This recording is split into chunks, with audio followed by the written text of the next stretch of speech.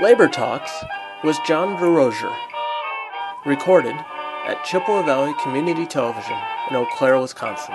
Good day and welcome to Labor Talks. Our special guest today is Dr. Thomas Kemp, who holds a PhD in economics, and he earned that degree in economics from Colorado State University, Fort Collins, Colorado. He currently teaches at UW-Eau Claire. He is a professor of economics. Welcome to Labor Talks, Tom. Thanks. Good to be here, John. And I hope I did you justice. Of course. Okay. Thank you for that very kind introduction. Now,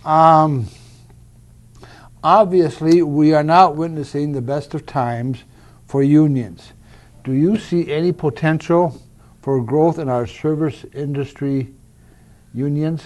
Yeah, well, I think that's the biggest area, the potential area of growth. There's been some resurgence in manufacturing employment. Of course, we've seen a long period of decline in manufacturing, and the unions really have gone with it. They've just taken a beating in manufacturing. But in the service industry, there's huge potential for growth. People are staying in those jobs longer. Historically, one problem with unionization in the service industries, people were staying for 6 months, 12 months. It's really hard to put together a union when you have that kind of turnover. But that's not really the case anymore. People are staying in those jobs longer. And there's a lot of improvement to be seen in their compensation package and in the treatment and so on and so forth. Now, by service unions, we're talking about public service employees, correct? So we're on the same page here? Well, service sector unions, I'm assuming sort of service industry. Public sector unions, that's another thing, I think, entirely. Having been involved in some public sector unions, I think that's where unionization actually has seen steepest declines today, is public sector unions. Public sector unions still represent about just under half of total union membership. So it's heavily unionized compared to the private sector. I don't know if that's really an area of growth, public sector unions. I think that, politically speaking, they're in for a rough road at this point. Yeah, it seems to me that public service unions, AFSCME, they are taking the brunt of a lot of punishment right now, and as a result, union membership there is decreasing. Yeah. Now, there are those who believe that the era of public service unions is ending, that they are no longer useful. Do you think that's accurate? I don't think that's accurate. There's two parts to that question, if you allow me to address each one in turn. Are they no longer useful? I think that's just wrong. You look at even post-Act 10 here in the state of Wisconsin, which of course Act 10 was significantly limited the bargaining latitude of those public sector unions. A lot of those unions hung on, and a lot of those unions were hung on really strong even after that. So the idea that they're not useful, I think, is not well supported. The other question, whether they're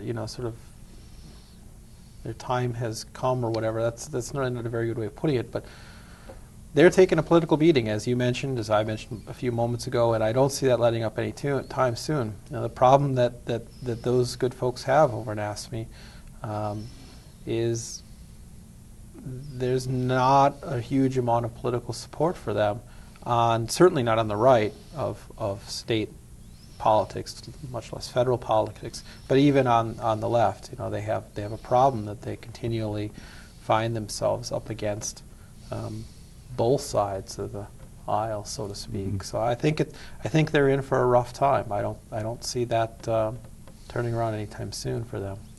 Yeah, when I'm talking about public service unions and those people who say that their day is over with, it's not something I believe in.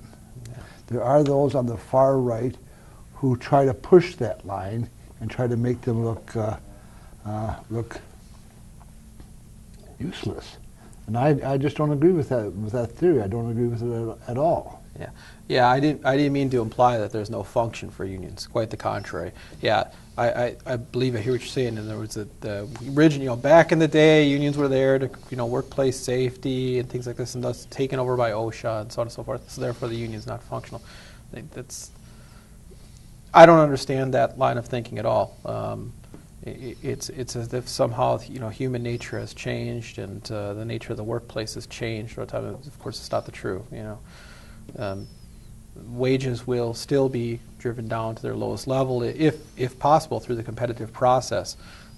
Benefits will be driven down to their lowest possible level through the competitive process. It's not because anybody's bad per se or anything like that. It's just the nature of industry. So the idea that somehow that if all the unions disappeared, everything would still be hunky-dory and we wouldn't go back to, the problems that we faced before in the past.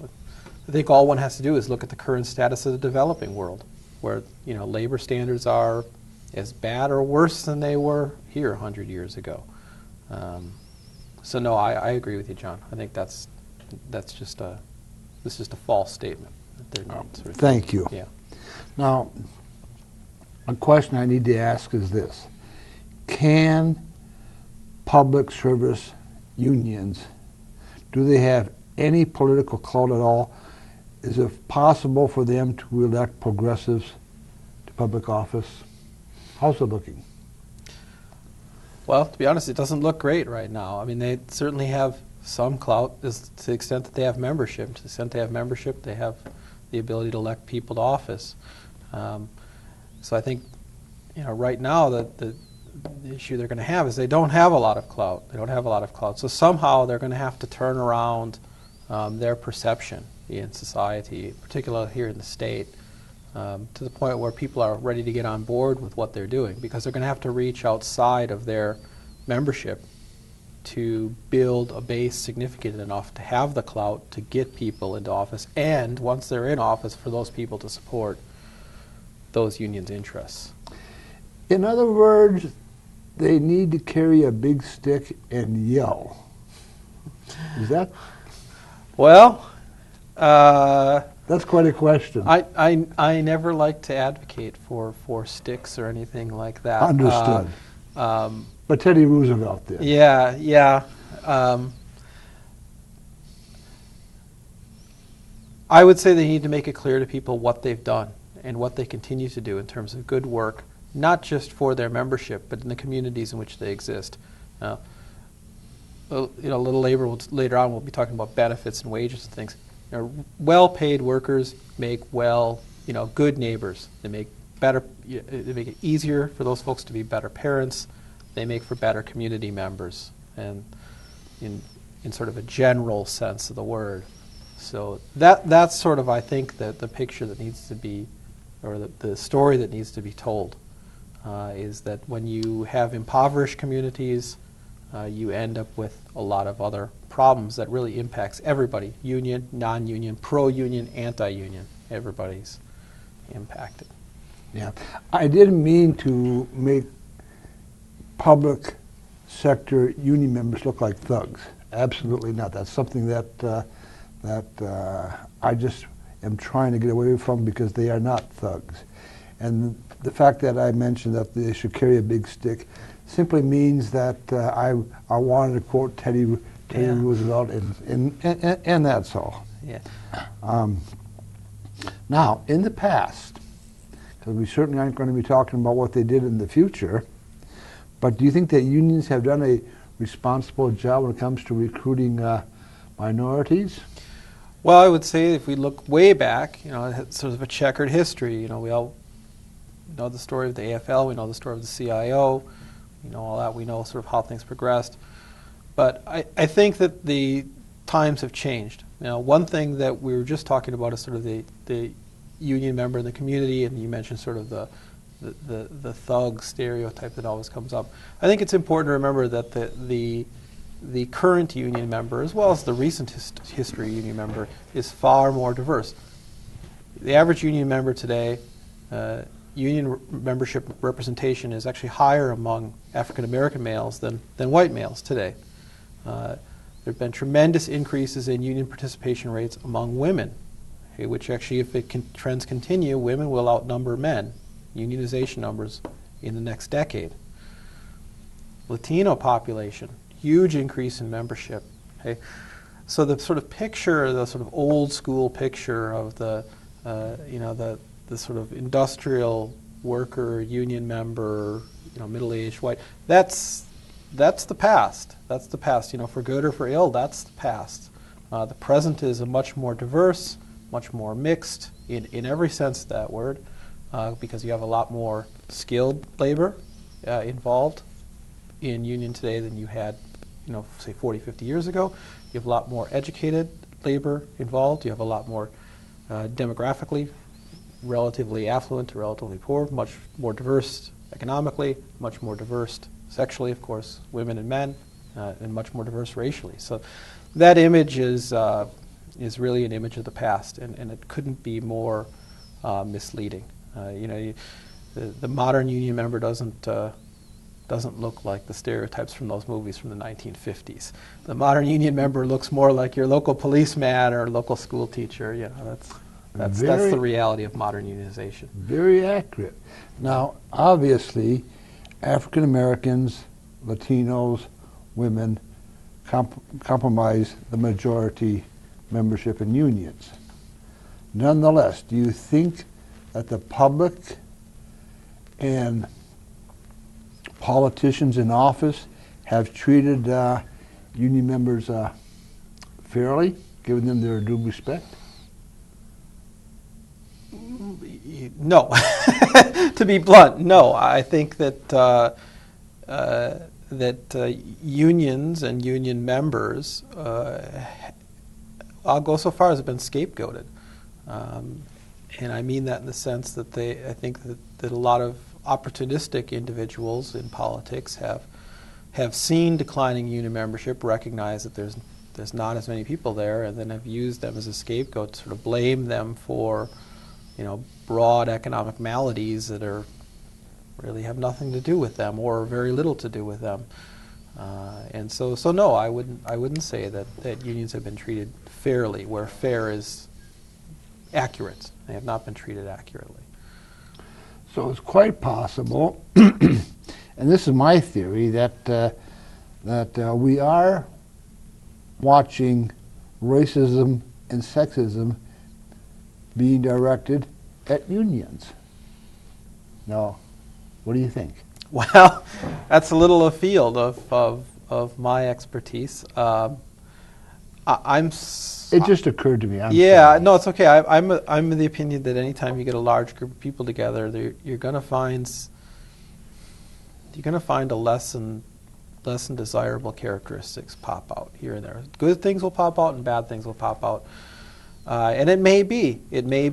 I think there's strong evidence, at least that I've seen personally, with regards to teachers, that teachers have historically been, especially school teachers, have been female, and they're relatively easy to scapegoat because of their economic position in society.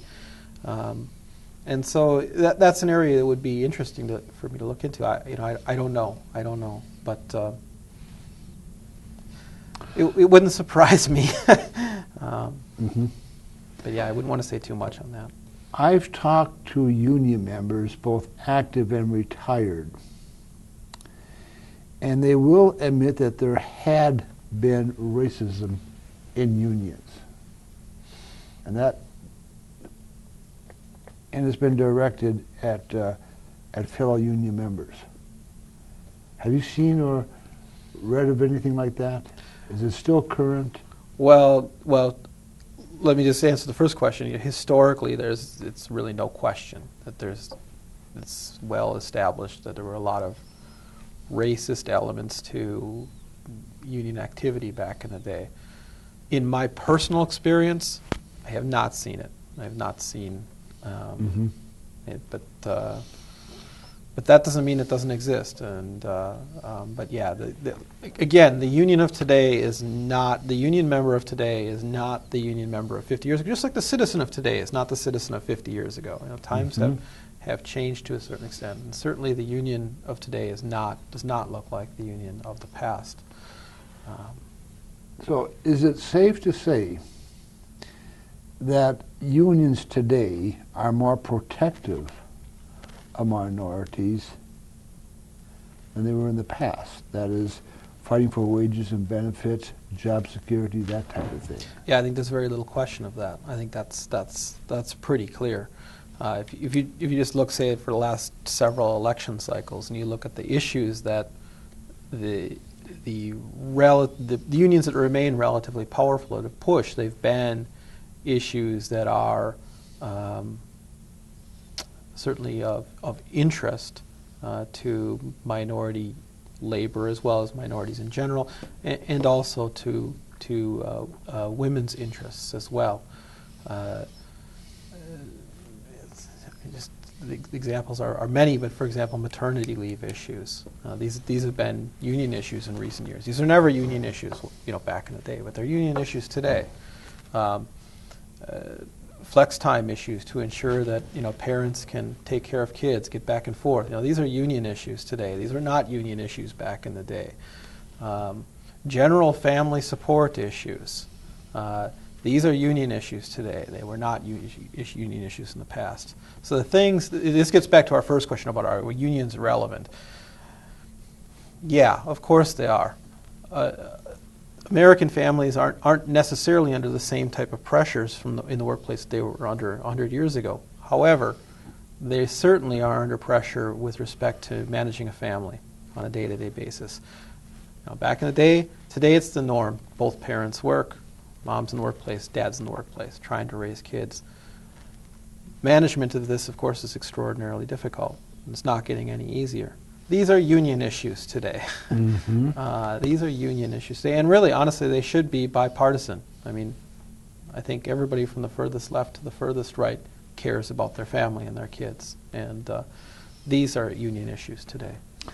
So, given the issues, what unions are fighting for, it's safe to say that minorities are well represented in union membership. We're talking about African Americans, Latinos, women. But when it comes to negotiating with management, are these issues being negotiated in a responsible manner by management? Does management want to recognize the need for these issues to be dealt with? Well, I can only speak to my own personal experiences in this, Understood. and I would say that, and I don't want to scapegoat any group here. I would say that management experiences, dealing with management experiences I've had, and I should, for full disclosure, I should note to the viewer of this program, I've actually been on both sides of the table in collective bargaining agreements. I've been on the management side and I've been on labor's side. I found that management really has itself in a bind. First of all, they're not going to look for creative solutions for labor. They've got a billion things on their plate. They're not going to find those solutions. They're going to look for what solutions labor brings forward, and they're going to do what they can, but that's not going to be their first interest. It's not their first interest in terms of their job, in terms of management. It's sort of the bottom line. Okay, so the idea that somehow management's just going to take care of labor without a union, they're sort of pushing them to do so. Well, that's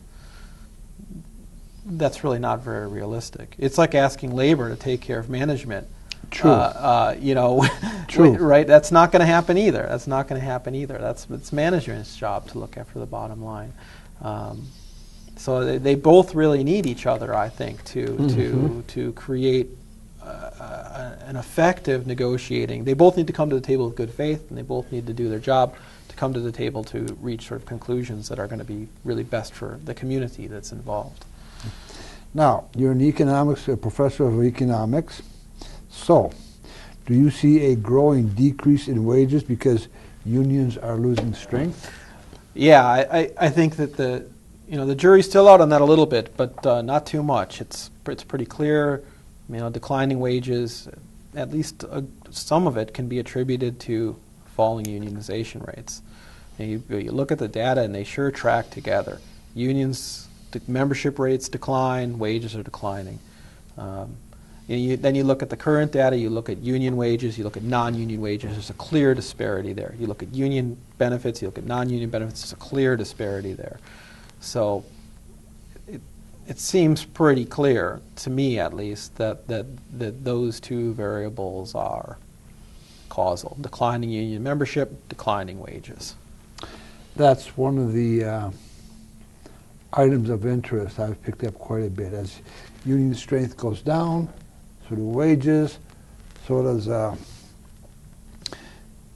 when it comes to health care or retirement benefits, workers tend to be paying more on premiums and losing more benefits. Yeah. Because union strength is just simply going down. Yeah. And that does have a ripple effect in the economy as well. Can you expand on that one a little bit? Yeah, well, at the beginning I had talked about sort of the service sector, maybe misunderstanding something a little bit. I see that as one of the great areas of potential growth for unionization, is to expand into the service sector for some of the reasons I talked about at the beginning of this. But one of the biggest problems we have in the American economy right now, people wonder, why has this recovery been so poor compared to others? So the economy's been growing every quarter since 2009, late 2009. So this recession's been over for a long time, at least in terms of the data. But boy, you go out in the community and you look, you sure don't see it. You sure don't see it. Well, I always use an analogy of a poker game to explain why this recovery has been so poor. You and I and two other people are playing poker. You've got all the chips. I only have 3 or 4. They've only got 3 or 4. This is going to be a really boring game because I can't bet more than 3 or 4, and you have no reason to bet 3 or more. Mm-hmm. And that's what happens when an economy gets very unequal. Those with economic ability have no real incentive to play the game, to participate, to form businesses, to grow those businesses. Why grow a business when everybody you can sell to is broke or darn near it? And the rest of the folks, they don't have anything to play with.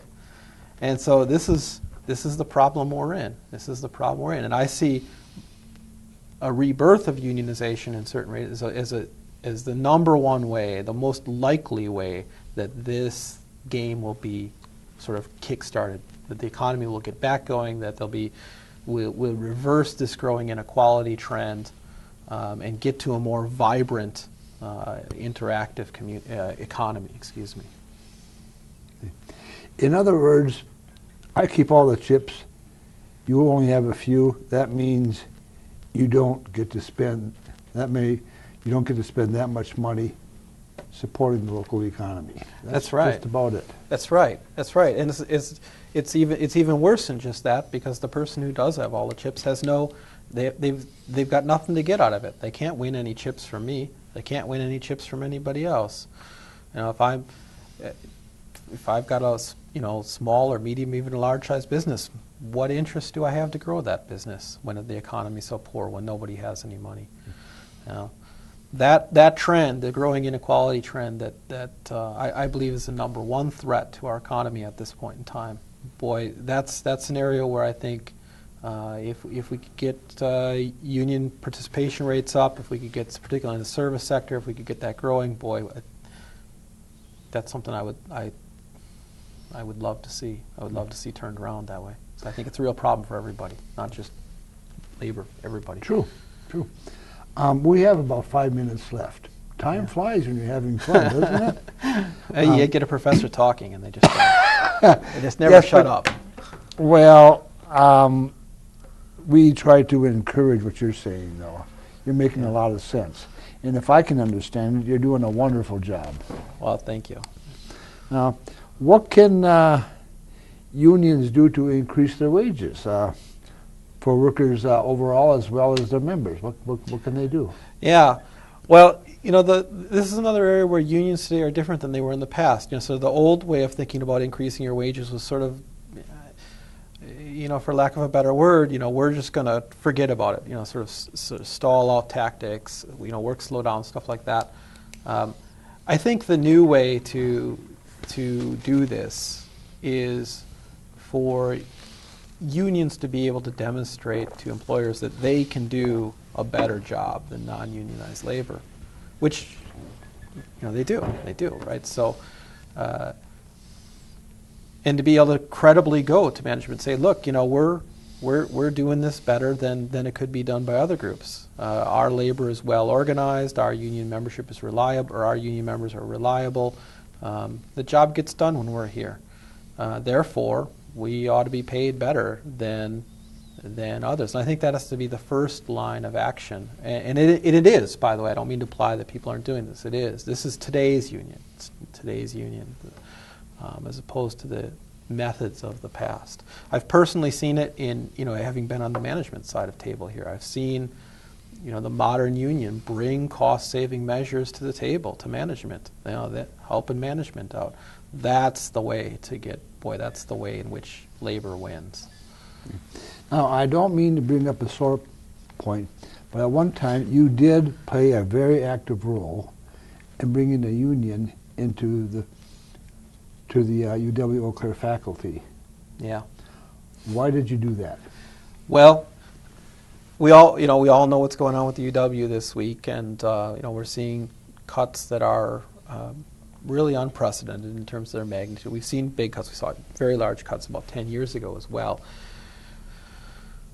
So, 5-6 years ago when I was doing this we had seen support for the UW be really flat. The idea that somehow this happened with the election of the current governor, that's false. The UW has been dealing with these funding issues for decades. And I saw the faculty as being the most permanent residents of the university. Most faculty, they spend their whole lifetime working at the university. They have a strong vested interest in the continued functionality of the university, perhaps stronger than any other group. And my thinking was, boy, if we could put these people with a strong vested interest into some real decision-making places, that maybe we could make this place work better for everybody. And so that's why. Now, I need simply a yes or no answer. Did you have strong faculty support in unionization? Yes, overwhelming. Okay. Well, that's our program for today. My thanks to Tom for coming in. I mean it. Without Tom's participation, we wouldn't have this program. And of course, my thanks to the viewing audience, because after all, if it wasn't for the audience, well, if you don't have anybody to read a book, the book doesn't sell too well, does it? No, it doesn't. And let's see, Labor Talks can be seen on channel 993 every Wednesday at 7:30 p.m. and also every Saturday at 12:30 p.m. Thank you very much.